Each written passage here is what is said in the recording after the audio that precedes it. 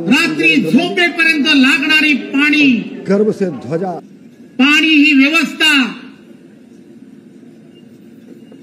ही त्यावेळच्या काळामध्ये ज्यांनी कोणी विचार केला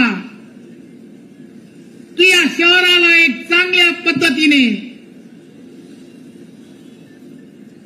कुठेही विजेचा वापर न करता पाण्याची व्यवस्था झाली पाहिजे असा विचार जर कोणी केला असेल तर याच कुटुंबातील असणाऱ्या पूर्वजांनी केला, हे आपण सर्वांनी लक्षात ठेवलं पाहिजे. माझी आपणा सर्वांना विनंती आहे की रोज ज्या वेळेला घरातील नळ आपण उघडू त्यावेळेला 2 तारखेला मतदान करायच्या अगोदर हे लक्षात ठेवलं पाहिजे, हे पाणी जे आहे हे पाणी हे कुणाच्या तरी पुण्याईमुळे, ईश्वराची तर देण आहे पाऊस, परंतु ते साठवणूक करण्यासाठी ते सर्व विचार केला. कारण ही सर्व मंडळी कदाचित दूरदृष्टी ठेवून होती. एखाद्या शहराचा विकास जर करायचा असेल, त्या शहराला एका वेगळ्या दिशेने न्यायचं असेल तर त्या ठिकाणी दूरदृष्टी असणारं एक व्यक्तिमत्व असावं लागतं, की दूरदृष्टीने विचार करावा लागतो. या शहराची असणारी त्यावेळची ड्रेनेज लाईन असेल, ही त्यावेळच्या काळात करण्याचं काम त्यांनी केलं.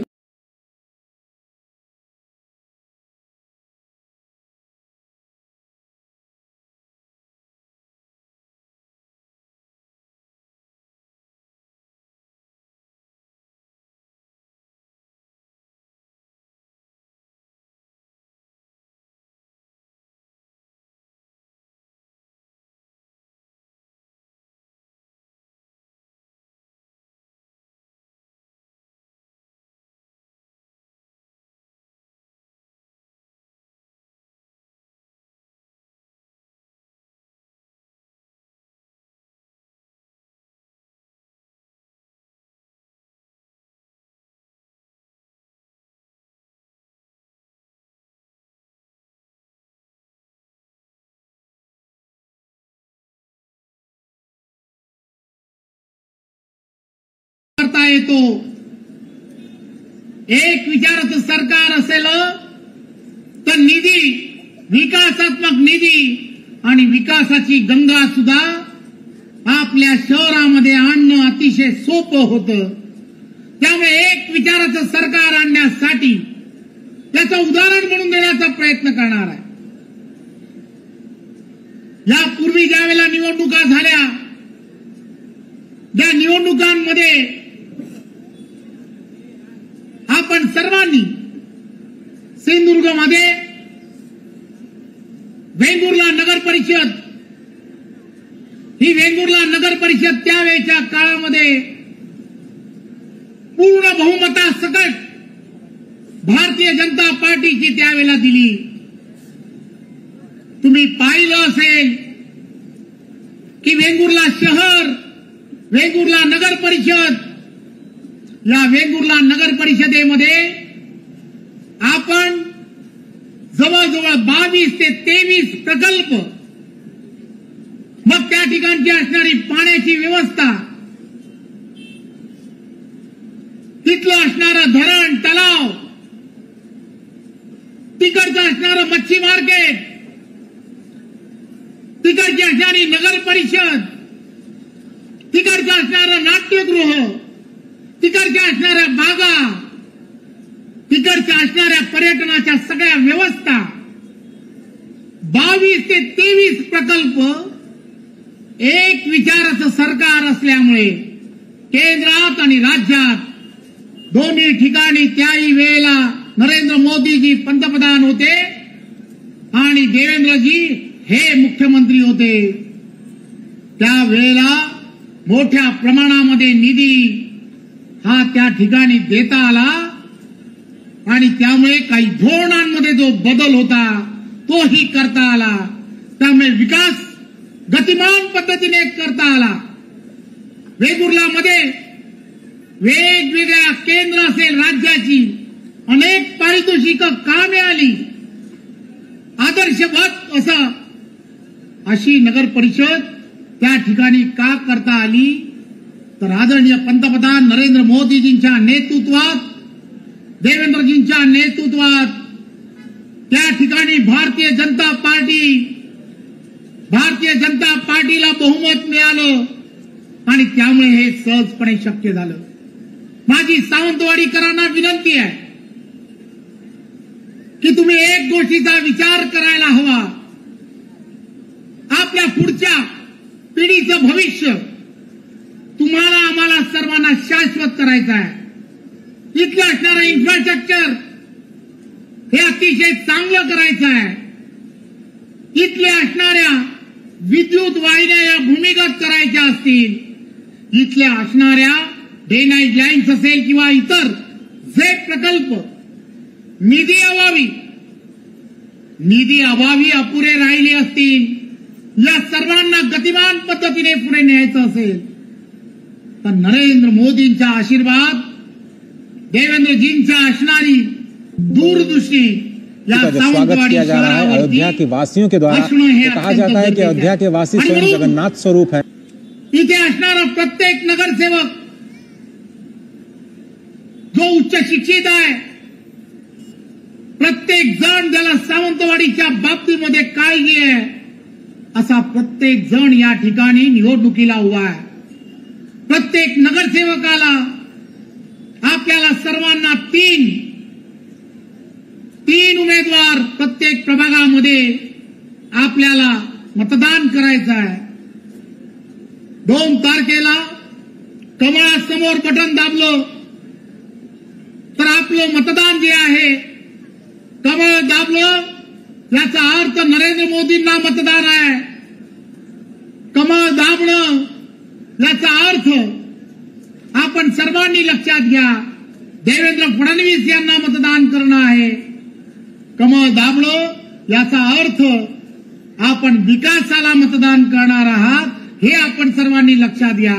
आणि कमळ दाबणं याचा अर्थ आपण आपल्या पुढच्या पिढीचं भविष्य हे उज्ज्वल करण्यासाठी करता आहात, हे लक्षात घेणं हे अत्यंत गरजेचं आहे. श्रद्धाताईंना मतदान,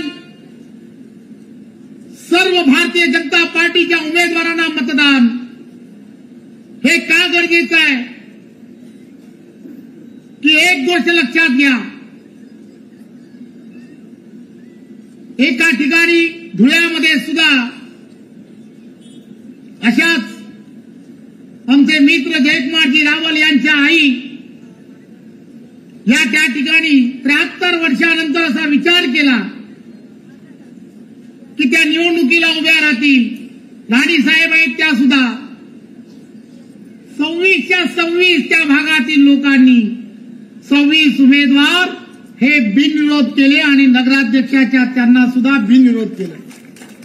का केलं तर तो विश्वास, त्यांनी केलेलं काम, या घराण्याने केलेले पूर्णच्या पूर्ण विषय हे तुमच्या समोर मांडण्याचा प्रयत्न केला. मी आपणा सर्वांना विनंती करणार आहे की हे शहर आणि या शहरामध्ये माझी श्रद्धाताईंना विनंती आहे, श्रद्धाताई तुमच्या रूपाने देवेंद्रजींना मी नक्की सांगणार आहे. खरं तर या सभांना देवेंद्रजी स्वतःच येणार होते. सिंधुदुर्गामधील असणारा प्रत्येक या सभांना त्यांनी यायचं होतं, परंतु प्रत्येक ठिकाणी जाणं योग्य नाही आणि वेळही पुरत नव्हता. आणि म्हणून त्यांनी मला सांगितलं, या सिंधुदुर्गामधील असणारी प्रत्येक नगर परिषद ही भारतीय जनता पार्टीच्या ताब्यात द्या.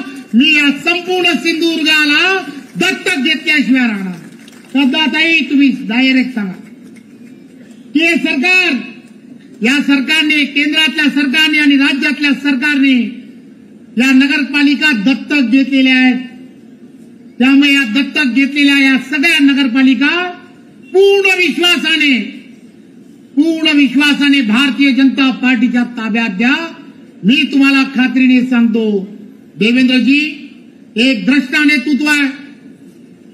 वेगवेगळ्या पद्धतीने देशाला आणि महाराष्ट्राला गतिमान करण्यासाठी त्यांनी वेगवेगळ्या पद्धतीने महाराष्ट्राला एक वेगळ्या दिशेने नेण्याचं ठरवलं आहे.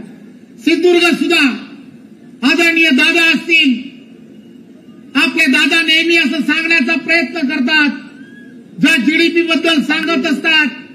खरं तर जीडीपी बद्दल खऱ्या अर्थाने जर कोणी विचार केला असेल त्या जीडीपी वाढवण्याच्या संदर्भातला, तर त्याचा विचार श्रद्धाताई तुम्ही केलाय.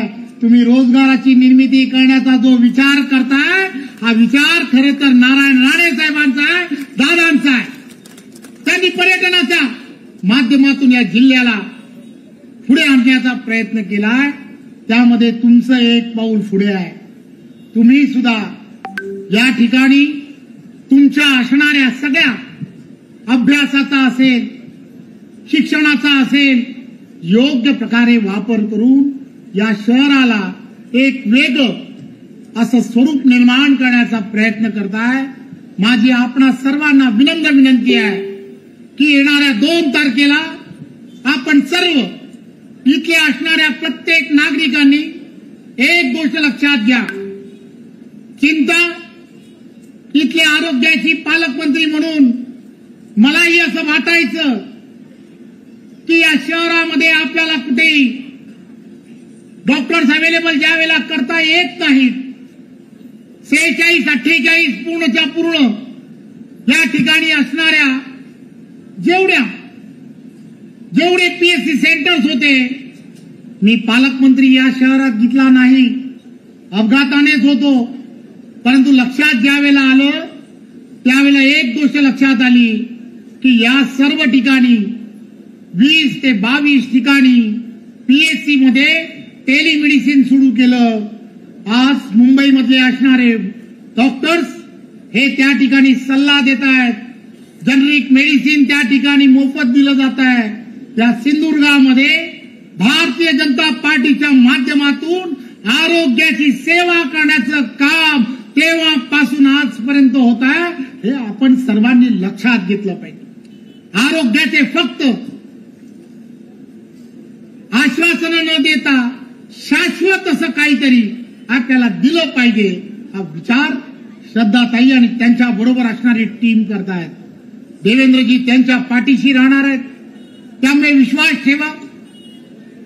2 तारखेला होणारं मतदान हे विकासाला असलं पाहिजे. 2 तारखेला होणारं मतदान हे आदरणीय पंतप्रधान नरेंद्र मोदीजींना असलं पाहिजे. 2 तारखेचं होणारं मतदान आदरणीय देवेंद्रजींना असलं पाहिजे. 2 तारखेला होणारं मतदान आदरणीय राणे साहेबांना असलं पाहिजे. आणि 2 तारखेचं होणारं मतदान आदरणीय नितेश राणे यांना असलं पाहिजे. 2 तारखेचं मतदान आदरणीय श्रद्धाताई आणि त्यांच्या बरोबर उभ्या असणाऱ्या सर्व नगरसेवकांना म्हणजे कमळाला असलं पाहिजे. आणि त्यासाठी तुम्ही आणि आम्ही सर्वांनी काम करूया एवढीच विनंती करतो. धन्यवाद. जय हिंद, जय महाराष्ट्र. धन्यवाद साहेब. यानंतर एक प्रवेश आपण घेतोय प्रभाग क्रमांक 7च्या